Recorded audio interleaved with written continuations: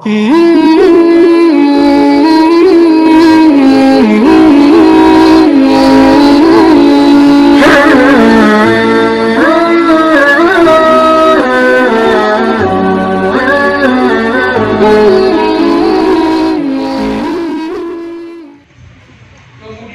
masalah julu-julu.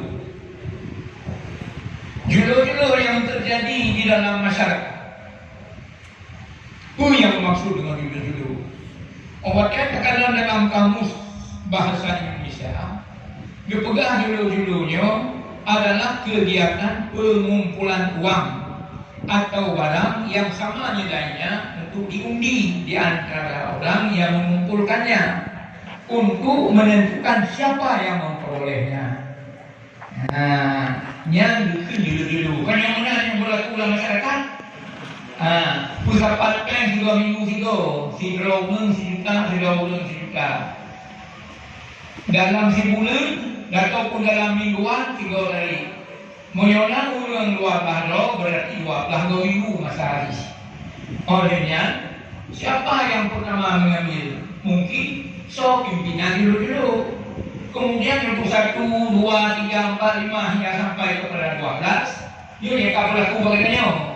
Hasil daripada undian yang dulu.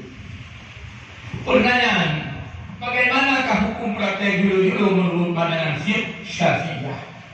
Dari dulu, hukumnya dulu itu boleh, sebagaimana yang diceritakan dalam sedikit kitab Pelui dalam referensi yang kita akan baca. Namun ada sebahagian ulama dan di Aceh, jika kunjungan masalah yaitu Abu Najungan mengatakan bahwa julu-julu itu boleh, tapi jangan dengan metode undian, baik dalam undian. Karena masalah undian hanya boleh pada masalah-masalah yang ada wali saja, tidak boleh dikias kepada hal-hal yang lain. Ya dengannya dulu-dulu. Mana disebut lengkapnya dalam Hasyiah Qulubi jilid 2 halaman 223 Cerakan Haramain. Ulun Farman. Al-jam'atul masyhuratu bainan nisa'i bi an ta'khudha imra'atun min kulli wahidatin min jam'atin minhunna qadran mu'ayyanan fi kulli jum'atin aw syahrin wa tarfamuhu li wahidatin ba'da wahidatin ila akhirihunna jaizatun kama qala kul waliyul irati. Yang menentukan cuma hana pula cara bagaimana pernah tauni atau hana tauni tak mau yang menurut almarhum ulama karisma menyanggal Allah yaitu Abu Najman hanya beri. Jadi punya hana tauni diatur kesepakatan pendaftaran diwajib daftar dan pakat atau yang awal atau itu dulu nanti yang kali pada itu 1 minggu atau setelah sampai 1 bulan.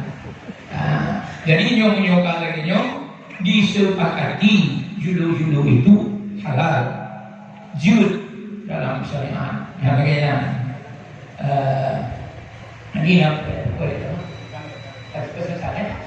Jadi insyaallah kami salam tuan penyampaian mengenai dengan bayi tabung dan juga mengenai dengan julu-julu. Wabillahi taufiq wal hidayah.